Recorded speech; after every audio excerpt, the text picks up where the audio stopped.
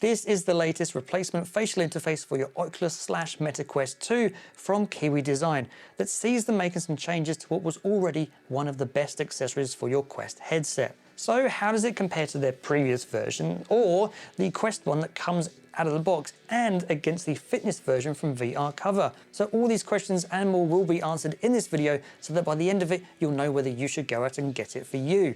Welcome to my tech gear. Let's get into it. Now, Kiwi Design did send me this review, but they are not paying or sponsoring this video, so the opinion you get will be honest and my own. So out of the box, you do get the facial interface and a nose guard along with 2 faux leather face pads, and it comes with a cloth face pad too, and it comes with a glasses spacer. Installation is dead easy. All you need to do is take the old one off and then take your face pad of choice, attach it to the facial interface, put it into the middle and then work your way around the outside, attaching the Velcro as you go. It then simply clicks onto the headset itself. If you do want to use the glasses spacer, attach that to the facial interface first and then click that onto the headset. So let's have a look at what you get out of the box. So there are these 2 leather face pads here, which means they are going to be nice and smooth on your skin. They're not going to irritate your skin, unlike the Oculus one, which originally came with it out of the box. It also means it's not going to soak up sweat because, well, it's not porous. It's a nice thickness as well, so it's not going to be too padded or too thin. As well as this though, it does also come with a cloth face pad, which absolutely does soak up sweat. I'll get to that bit in a minute. The facial interface itself is, as always, same as the previous version.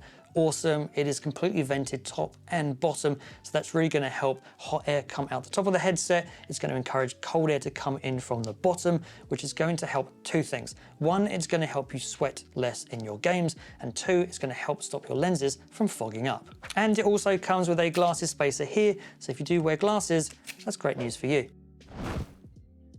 So let's compare the new one against their old version. Now, their old version was already one of the best on the market, and they really haven't seen much of a reason to change the fundamental design of this, but they have made some changes that addresses some of the issues that I had with the original one. So if you have a look at them both side by side, you will see the same vents at the top and at the bottom. The nose guard is an area where they've made a change though, because the original one was okay, but it wasn't market leading. This one in the new version though, does see a bit of a change. So it is now far wider than it was on the previous version. That really helps to cut out more light and makes it more compatible with a wider range of face shapes and nose shapes. So I definitely noticed an improvement using the upgraded version over their previous one. Another gripe for me with the original one was that it didn't come with a glasses spacer, and it also wasn't compatible with the glasses spacer that came with the Quest 2 out of the box. Now this has changed slightly. The new version still isn't compatible with the glasses spacer that comes with it out of the box, but it now comes with its own glasses spacer. So that is really good news if you wear glasses. And another main difference is that the new version comes with a cloth face pad, whereas the original one didn't. And this is going to be really useful, which I'm going to get to in a bit. So now comparing it against VR Cover's fitness facial interface, and well, I've already compared this against their original version, and well, it's a close call with both actually suiting different types of people. So the VR Cover one does have a better field of view because you can get closer to the screen. You can use their super thin face pad to get you closer to that screen. But there are some negatives with that because depending upon the shape of your face and how big your nose is, for instance, you can actually find yourself, the bridge of your nose maybe can touch the inside of the headset. So it will depend on the shape of your face as to whether that ultra thin face pad is a good option for you. So both of them do have air vents top and bottom. However, I will say that the Kiwi Design one, as with their original one, actually cools you better than the VR Cover one does. But the VR Cover one does have a better field of view. And again, part of that is due to the design, and part of it is about how close it can get you to the screen. It is very slight between the two. It's not a massive difference, but it is a slight difference. The VR Cover one is more flexible, so the plastic around the outside of the facial interface is more bendable and more giving, so you might find that the VR Cover one actually conforms to a wider range of face shapes. However, it does actually curve by default. It's a lot more concave than, say, the Kiwi Design one here is. Nose guard wise, it is a lot closer now. Now, previously I used to say that the VR Cover one was better, but Kiwi Design have now redesigned their nose guard so that it's a lot better.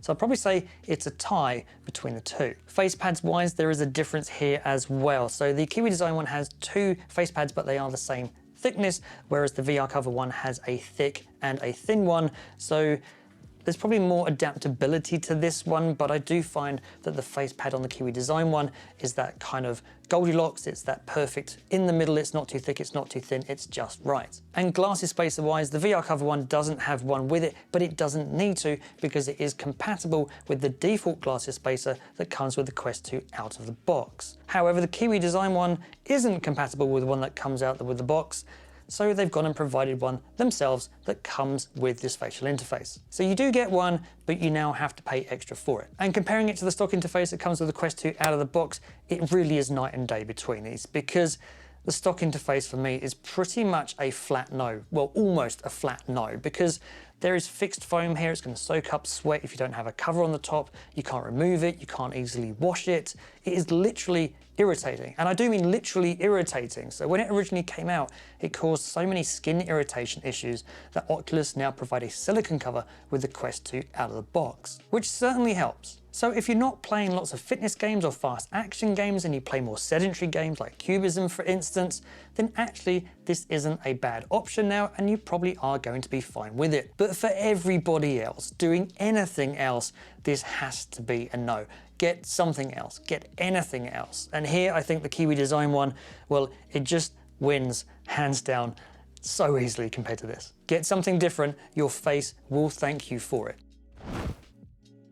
So what is it like to use? Well, it is really comfortable. I didn't really have a doubt about that because the original one was comfortable and this keeps the same fundamental design, so it's as comfortable as I expected it to be. It really is one of the best facial interfaces on the market. It fits the headset well, it clicks nicely into place. You don't get any light coming in from the side like you do with some of the others. That improved nose guard underneath as well also helps reduce light coming in from underneath. It fits snugly on your face as well. It doesn't irritate your face. It's a really comfy facial interface to use. The field of view on this is good, not as good as the VR Cover one as I mentioned before, but it's certainly better than the one that comes with the Quest 2 out of the box. And now we get to what I think was the oddest thing about this version, which is the cloth face pad. A face pad that is deliberately designed to soak up sweat. And I say that because if you look at any of my other reviews of facial interfaces, I've always knocked foam face pads because they allow you to soak up sweat, you can't easily wash them, it's just a little bit gross. So including this in the Kiwi Design version, I thought was the oddest thing to do. And then I used it. And now I think it is the greatest idea that anybody could do, and I don't know why more manufacturers don't do it. And let me explain why. You play VR games, you play fitness games, you play action games, and you get hot and you sweat. And sometimes you sweat a lot. Now these leather face pads here are great at making sure that the face pad and the headset stay on your face despite all that sweat. And it doesn't irritate your skin as well. However, it doesn't get rid of the sweat, it just kind of sits on it. So you do find yourself having to towel down quite a bit. With the cloth pad though, that all changes because this actually soaks up all the sweat. So you find yourself having to towel down not as much as you do with the leather one. Also, because this one is more breathable, it actually helps keep you cooler as well. So for fitness games and high intensity action games, that is such a great idea. Plus, when you finish your session, because this will be gross by the time you finish, it'll be really wet and soggy and horrible, but because it's detachable, you can just take it off of your facial interface, shove it in the washing machine, it can then go and get washed, and then it's fresh and new and ready for your next session. So I take it all back, foam face pads are a great idea if it's done properly. One downer I would say is that there is only one cloth face pad in the box, however there are two leather face pads. Now given that the cloth face pad you're far more likely to be taking off and putting in a washing machine and getting washed, it would have seemed more obvious to have it the other way around. Two cloth pads and one leather one. You also can't seem to buy extra cloth pads at the moment, so Kiwi Design, if you're watching this, please take note. I honestly didn't think that facial interfaces could get any better. I'd actually recently done a four-way comparison video between a number that were in the market, and honestly, I thought with that I was done.